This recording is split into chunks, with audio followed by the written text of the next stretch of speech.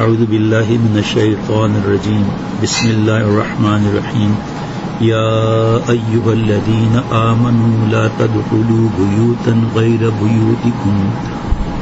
بیوتکم حتی تستأنسوا وتسلموا علی اہلها ذالکم خیر لکم لعلکم تذکرون۔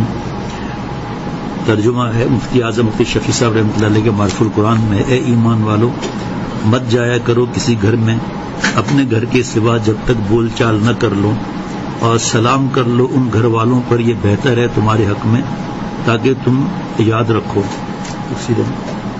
یہ سورہ نور کی آیت نمبر 27 ہے، میں معرف القرآن میں سے پڑھ رہا ہوں۔ آداب معاشرت کا ایک اہم، مفتی اعظم مفتی شفیع صاحب رحمۃ اللہ علیہ فرماتے ہیں کہ آداب معاشرت کا ایک اہم باب، کسی کی ملاقات کو جاؤ تو پہلے اجازت لو، بغیر اجازت کسی کے گھر میں داخل نہ ہو۔ افسوس کہ شریعت اسلام نے جس قدر اس معاملے کا اہتمام فرمایا کہ قرآن حکیم میں اس کے مفصل احکام نازل ہوئے، اور رسول اللہ صلی اللہ علیہ وسلم نے اپنے قول اور فعل سے اس کی بڑی تاکید فرمائی، اتنا ہی آج کل مسلمان اس سے غافل ہو گئے۔ لکھے پڑھے نیک لوگ بھی نہ اس کو کوئی گناہ سمجھتے ہیں، نہ اس پر عمل کرنے کی فکر کرتے ہیں۔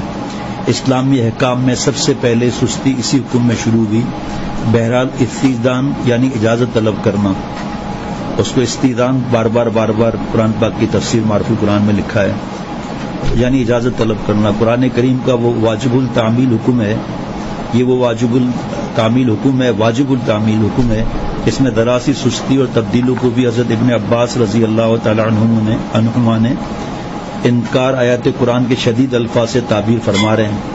دیکھیے یہ میری بات نہیں ہے، بار بار اس لیے بتا رہا ہوں کہ معرف القرآن میں یہ ہے، اور اب تو لوگوں نے واقعی ان احکام کو ایسا نظر انداز کر دیا ہے گویا ان کے نزدیک یہ قرآن کے احکام ہی نہیں۔ انا للہ و انا الیہ راجعون۔ استئذان یعنی اجازت کی حکمت اور اہم مصلحتیں۔ نمبر 1، حق تعالی شانہ نے ہر انسان کو جو اس کے رہنے کی جگہ عطا فرمائی، خواہ مالکانہ ہو یا کرایہ وغیرہ پر، بہرحال اس کا گھر اس کا مسکن ہے، اور مسکن کی اصل غرض سکون و راحت ہے۔ قرآن عزیز نے جہاں اپنی اس قابل قدر نعمتوں کا ذکر فرمایا ہے، اس میں بھی اس طرف اشارہ ہے۔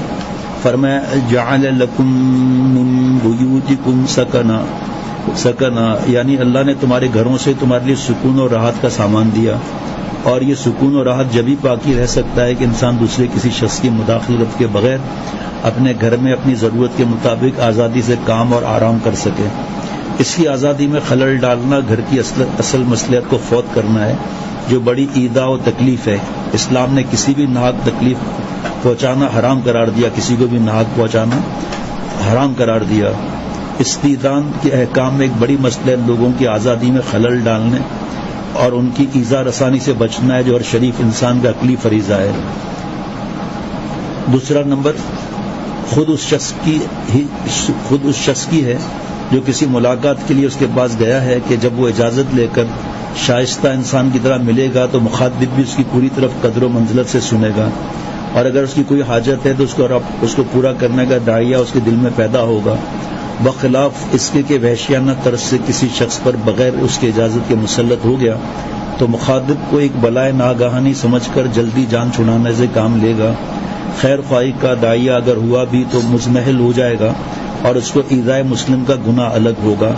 اب یہاں میں حضرت والا رحمۃ اللہ علیہ کی بات کر رہا ہوں۔ فرمایا کہ نامحرم جو ہے وہ دوسری رشتہ دار کے پاس بیٹھا ہوا ہے، یا میرا داماد ہے اور دوسری بیٹی کے پاس بیٹھا ہے، اگر میں نے اس کو روکا تو داماد مجھ سے ناراض ہو جائے گی، میری بیٹی کی خوشیاں۔ تو پیارے شیخ فرماتے تھے ہماری آپ کی سب کی بیٹیوں کی خوشی اللہ تعالیٰ کے ہاتھ میں ہے۔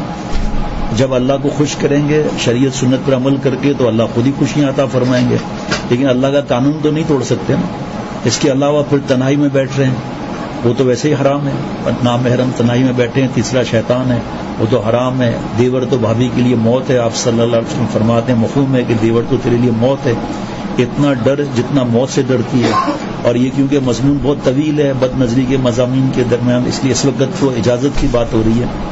نمبر 3، تیسری مصلحت فواحش اور بے حیائی کا انسداد ہے، روک تھام کہ بلا اجازت کسی کے مکان میں دخل ہو جانے سے یہ بھی احتمال ہے کہ غیر محرم عورتوں پر نظر پڑے اور شیطان دل میں کوئی مرض پیدا کرے. اسی مسئلے سے احکام استئذان یعنی اجازت کو قرآن کریم میں حد زنا، حد قذف وغیرہ احکام کے متصل لایا گیا ہے قرآن پاک میں. اور یہاں یہ بھی اب میں پھر حضرت والا رحمۃ اللہ علیہ کی بات عرض کر رہا ہوں تاکہ باتیں الگ الگ واضح ہو جائیں کہ جان بوجھ کے رشتہ داروں کے گھر میں اس وقت جاتے ہیں جب کوئی وہاں مرد نہیں ہوتا، کوئی سب نامحرم وغیرہ ہوتی ہیں یا پتہ ہے کہ اس وقت اکیلی ہیں. نمبر 4، انسان بعض اوقات اپنے گھر کی تنہائی میں کوئی ایسا کام کر رہا ہوتا ہے جس پر دوسرے کو اطلاع کرنا مناسب نہیں سمجھتا. اگر کوئی شخص بغیر اجازت کے گھر میں آ جائے تو وہ جس چیز کو پوشیدہ دوسروں سے رکھنا چاہتا تھا اس پر مطلع ہو جائے گا. کسی کو پوشیدہ راز کو زبردستی معلوم کرنے کی فکر بھی گناہ اور دوسروں کے لیے موجب ایذا ہے. متفرق مسائل میں حضرت نے لکھا ہے مفتی اعظم رحمۃ اللہ علیہ نے کہ یا ایھا الذین آمنوا سے خطاب کیا گیا جو مردوں کے لیے استعمال ہوتا ہے مگر عورتیں بھی اسی حکم میں داخل ہیں جیسا کہ عام احکام قرآنیہ میں اسی طرح مردوں کو مخاطب کر کے آتے ہیں عورتیں بھی اس میں شامل ہو جاتی ہیں. چنانچہ صحابیات رضی اللہ تعالی عنہن کے بھی یہی معمول تھا کہ کسی کے گھر میں جاتی تو پہلے ان سے اجازت طلب کرتی. حضرت ام ایاس رضی اللہ عنہا فرماتی ہیں کہ ہم 4 عورتیں اکثر حضرت اما عائشہ صدیقہ رضی اللہ تعالی عنہ کے پاس جایا کرتی تھیں اور گھر میں جانے سے پہلے ان سے استئذان کرتی تھیں یعنی اجازت لیتی تھیں. جب اما عائشہ صدیقہ رضی اللہ تعالی عنہ اجازت دیتی تو اندر جاتی تھیں. اس کے علاوہ حضرت والا رحمۃ اللہ علیہ فرماتے ہیں آداب معاشرت میں دیکھ لو اس کے بارے میں اور کیا احکامات ہیں.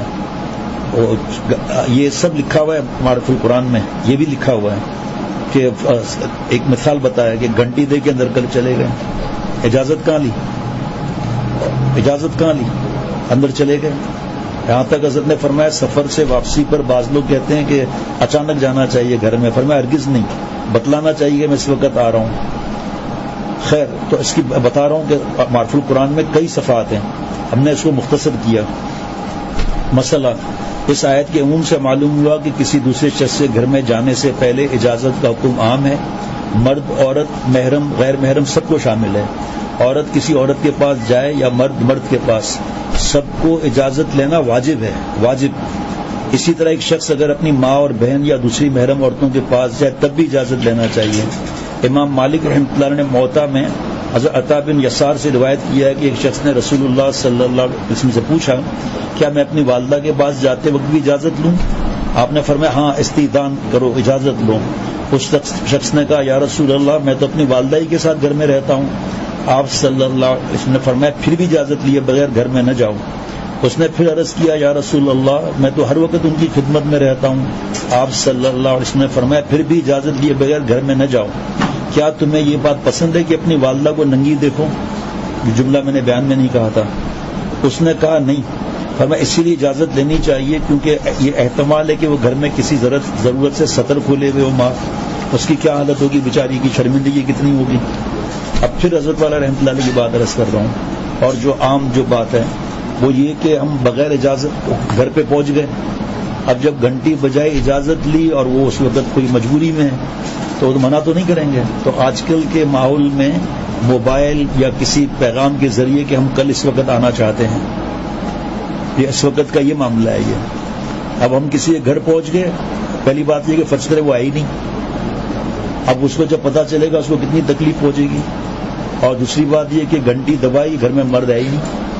اب وہ خاتون نعوذ باللہ بات کرے اس سے یا انٹرکام لگے ہوتے ہیں گھر میں، باہر دوسرے لوگ کھڑے ہوتے ہیں ان پر آواز آ رہی ہے.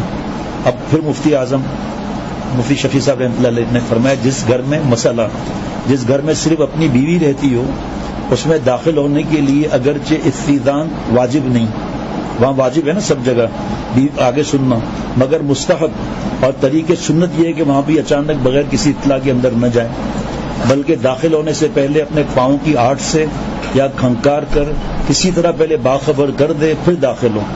آج سلام کیا، اجازت مانگتے ہوئے اندر گھس گئے. بہرحال حضرت عبداللہ بن مسعود رضی اللہ تعالیٰ کی زوجہ محترمہ فرماتی ہیں کہ عبداللہ جب کبھی باہر سے گھر میں آتے تھے تو دروازے میں کھنکار کر پہلے اپنے آنے سے باخبر کر دیتے تھے تاکہ وہ ہمیں کسی ایسی حالت میں نہ دیکھیں جن کو پسند نہ ہو. تو بیوی کے معاملے میں واجب نہیں، اور جگہ واجب ہے لیکن طریق سنت اور مستحب ہے.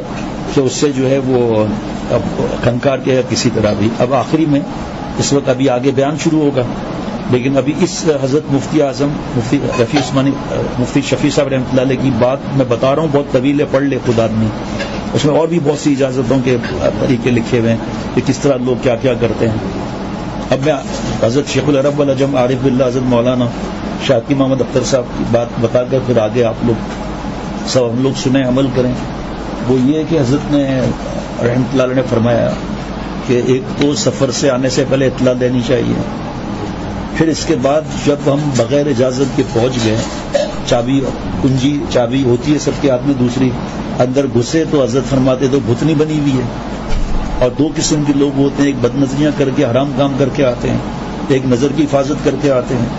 جب وہ نظر کی حفاظت کر کے آتے ہیں تو اس وقت جو حالت دیکھیں گے پہ جھٹکا لگ جائے تو، اور جو بد نظری حرام عشق میں مبتلا ہیں ان کو جب بیوی پسند نہیں آئے گی تو اور مصیبت ہو جائے گی. اللہ تعالیٰ پورے بیان جو ہے اس پر اللہ عمل کرائے اور ہمیں اپنے ساتھیوں کو اس کو آگے بھیجنے کی توفیق عطا فرمائے تاکہ یہ بھی ایک عمل زندہ ہو.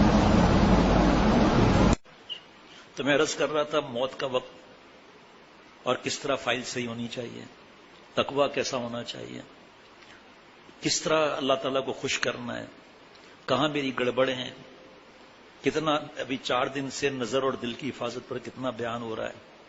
آج بھی ایک صاحب آئے تھے، حرام عشق میں تڑپ رہے ہیں، حرام عشق میں تڑپ رہے ہیں، ان کو بیان دلوائے، مشورہ کرو، کتابیں لو، جان چھڑواؤ اس سے. بھائی حضرت تھانوی رحمۃ اللہ علیہ ایک نے خط لکھا، میری بہو کا انتقال ہو گیا ہے اور ایسی تھی ایسی تھی ایسی تھی، آخر میں لکھا خوبصورت بہت تھی. پکڑا گیا، حضرت نے فرمایا یہاں ہو میرے پاس. وہ پہنچے، فرمایا کہ یہ بہو کے لیے جو آپ اتنا کر رہے ہو ٹھیک ہے، فرما بردار، لیکن یہ آپ نے لکھا کہ حسین بہت تھی، یہ کیوں؟ اپنی بیٹی کے لیے اس طرح لکھتے ہیں؟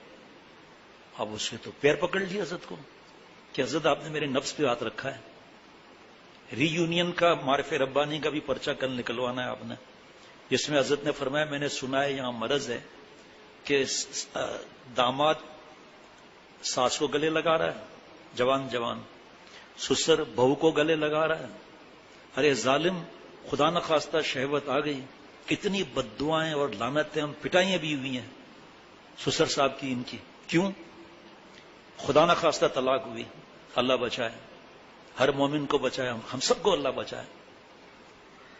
عدت گزری، شریعت کے حساب سے حلالہ ہوا، پھر جو بھی طریقہ ہے، میں کچھ ضرورت نہیں مجھے بتانے کی.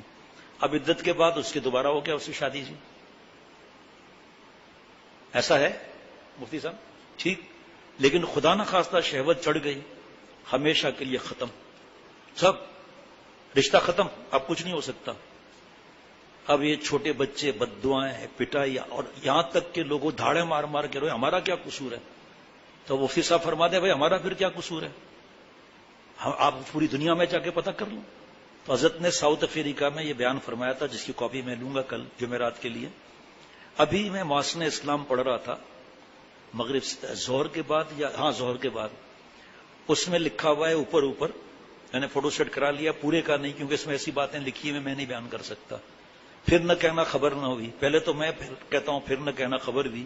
حضرت پھول پوری رحمۃ اللہ علیہ 12 مرتبہ آپ صلی اللہ علیہ وسلم کی زیارت، صدیق کے زمانہ، اس طرح مت بیٹھے.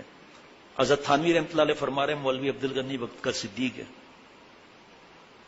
3 بجے رات سے لے کر 11 بجے تک صبح تک تلاوت، رونا وغیرہ، تہجد. حضرت جوان تھے، ساتھ ہوتے تھے. بیٹی جوان بھی، حضرت پھول پوری رحمۃ اللہ نے گردن نہیں اٹھائی. حضرت والا رحمۃ اللہ علیہ کی بیٹیاں بڑی ہوئی، گردن نہیں اٹھائی. بہووں کے سامنے گردن نہیں اٹھائی. میرے گھر کی خواتین گواہ ہیں اس بات کی. اور دوسری گواہی، یہ تو پتہ چل گیا دوسری گواہی کیسے بھی، حضرت بہت طبیعت ناساز تھی، تو حضرت کی گھر کی خواتین حضرت کے چھوٹے کمرے میں ملنے آتی تھی، باہر پاسبان بیٹھتے تھے، بیٹھے ہوئے جو اس وقت تھے، اللہ ان کی عمروں میں برکت دے، گواہ. اس کے بعد حضرت گھنٹی بجاتے تھے تب جاتے تھے. ایک خاتون پہلی دفعہ آئی تھی، وہ برقعے کے ساتھ گھس گئی، حضرت کو پتہ ہی نہیں چلا کہ بہو کون ہے، بیٹی کون ہے، یہ خاتون کون ہے. اتنا. اب ابراہیم صاحب، مولانا اسحاق صاحب، مولانا اسماعیل صاحب حضرت کے پوتے، ان کی اہلیہ کی عمریں کیا ہوں گی اور عزت کی کیا ہوں گی وہ، اور اتنے بڑے متقی ولیوں کے سردار. ٹھیک، میں اور آپ، میں نے بتایا نا ماں باپ نہیں، آپ لوگ اپنی والدہ سے اجازت لیے بغیر کمرے میں نہیں جا سکتے، حدیث پاک. مفہوم؟ اے نبی صلی اللہ علیہ وسلم، میں تو ماں کی خدمت کرتا ہوں، میں تو ماں کی خدمت کرتا ہوں. حضرت والا کے خادم ہیں، ان کی اہلیہ کے وہاں خاندان میں ایمرجنسی ہو گئی، وہ کچھ دن رہنے کے لیے وہاں گئی.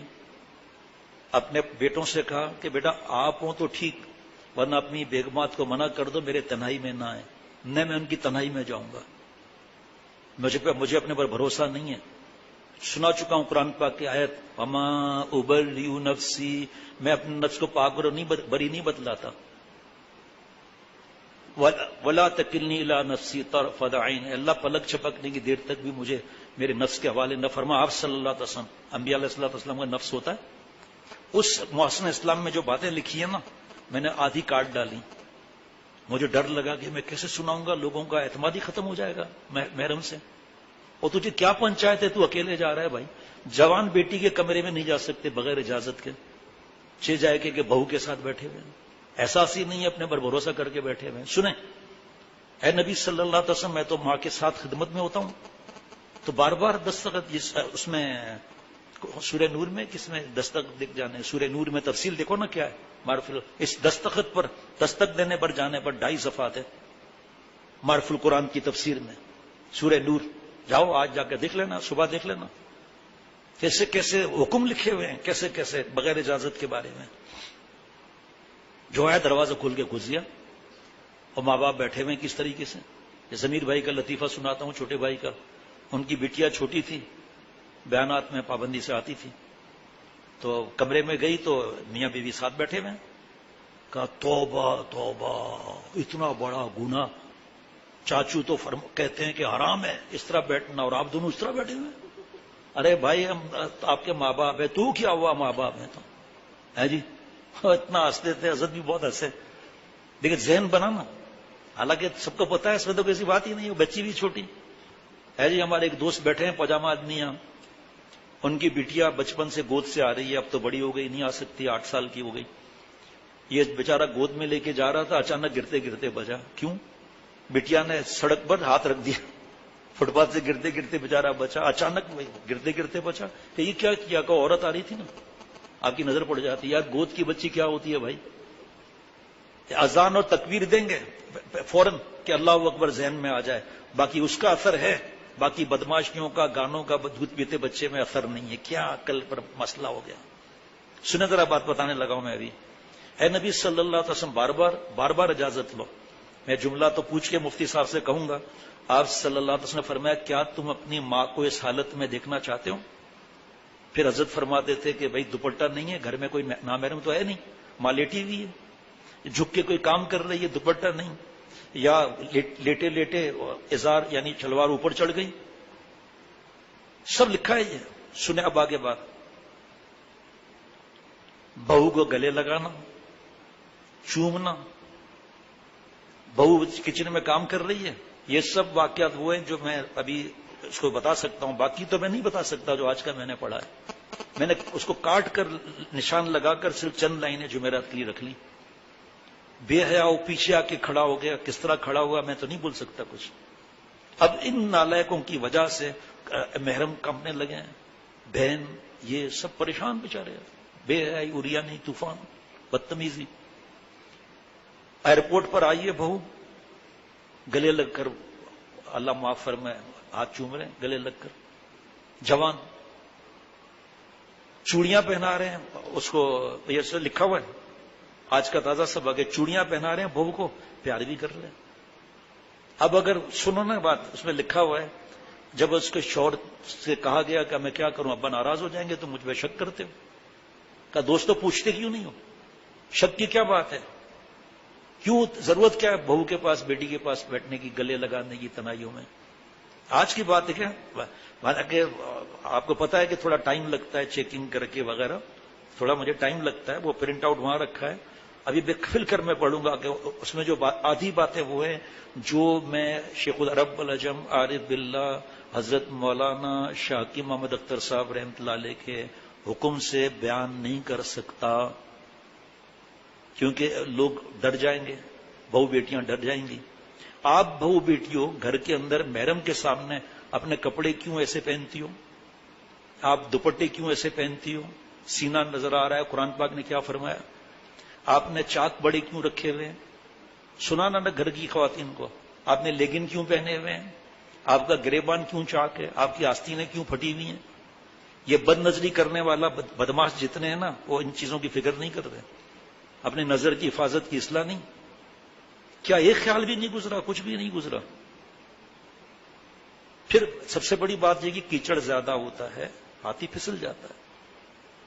یہ گناہوں کا کیچڑ زیادہ ہے، گھر سے بھاگنا، کورٹ میرج، پیسہ ہے بوڑھے کے پاس، اس کے پیچھے پیچھے۔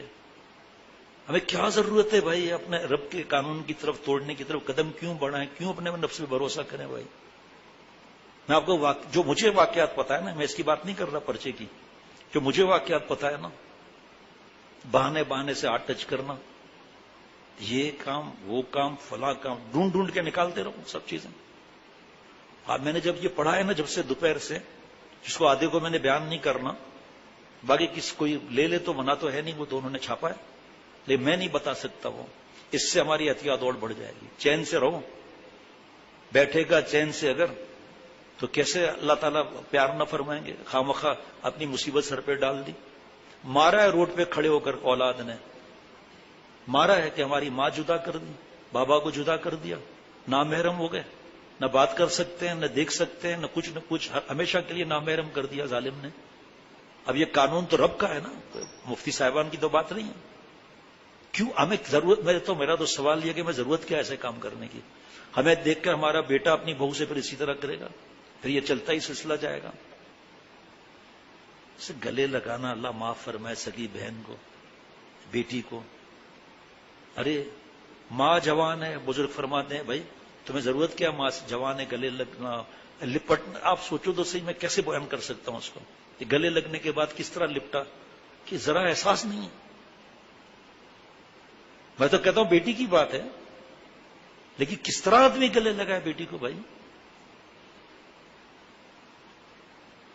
کیا میں جانتا ہوں ایسے لوگوں کو، اپنی جو ہے وہ بیٹیاں اور بھانجیاں اور بھتیجیوں کے سر پہ ہاتھ نہیں رکھتے۔ 6 مہینے کے بعد مہربانی کر کے اتنا ہاتھ رکھ دو، بھائی سامنے تنائی تو ہے نہیں،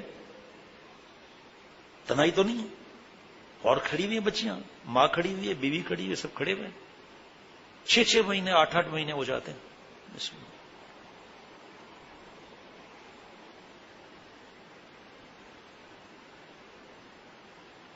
بھروسہ کچھ نہیں، اس نفس امارہ کا ہے زائد، فرشتہ بھی ہو جائے تو اس سے بدگما رہنا۔ بڑے بڑے وہ لڑکا جو ڈر نہیں لگتا۔ تفسیر مظہری میں برسیسا کا کیا اشر ہوا، شیطان کو سجدہ کر کے مرا ایک بد نظری کی وجہ سے۔ حضرت عبداللہ اندلسی کو تو بعد میں اللہ نے توبہ دی، لیکن کیسے سور چرائے کتنے مہینے ایک بد نظری کی وجہ سے۔ بلم باورا کی کتے کی طرح زبان نکل آئی، کس وجہ سے نکلی؟ اس نے کیا ترکیب لڑائی تھی؟ ایک بد نظری، ایک جوڑا مبتلا ہوا، 70,000 اسرائیلی مارے گئے۔ پھر جب اس جوڑے پر عذاب آیا تو وہ ٹلا ایک بد نظری کی وجہ سے۔ صحابہ رضوان اللہ علیہم اجمعین شام فتح کرنے گئے، شام کا حسن مشہور ہے۔ شیخ العرب العجم رحمۃ اللہ علیہ فرماتے ہیں وہاں کے کفار اور بدماشوں نے کہا کہ یہ بڑے عرصے سے نکلے ہوئے، ایک تو حسن اور بیوٹی پارلر۔